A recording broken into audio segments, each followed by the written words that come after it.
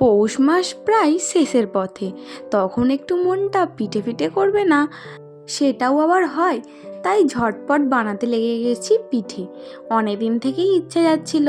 আর এই যেহেতু ঠান্ডাটা অল্প অল্প পড়েছে কলকাতার দিকে, তো এখনই তো পিঠে খাওয়ার মোক্ষম দিন।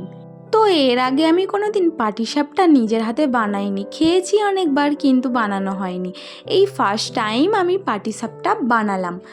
তো তোমরা কারা কারা পাটিসাপটা পিঠে খেতে ভালোবাসো আমাকে একটু কমেন্ট করে জানাবে।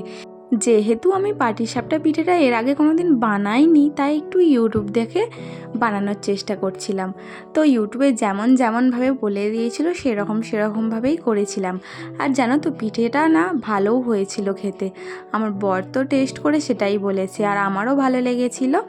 তো দেখতে পাচ্ছ নারকেলের ছাই ওইদিকে রেডি আছে। আর এই দেখো পিঠেটা বানিয়ে নিচ্ছি, অল্প করে একটু ভাজা ভাজা হয়ে এলে আর ওপরটা একটু শুকনো শুকনো হয়ে এলে তখন দিয়ে দেবো এর মধ্যে নারকেলের পুরটা। তো শীতকালে কার কার পিঠে খেতে ভালো লাগে আমাকে একটু কমেন্ট করে জানাবে। আর সামনেই ছিল পৌষ সংক্রান্তি, সেই সময় মায়েদের ওখানে গেলে নানান ধরনের পিঠে খেতে পারি। কিন্তু এই বছর আর সেটা আমার ভাগ্যে নেই, কারণ হচ্ছে আমার বরের সেই সময় একটু কাজ রয়েছে। তো তার জন্যে ভাবলাম যে ঘরেই একটু নারকেল নিয়ে এসে পিঠে বানানো যাক।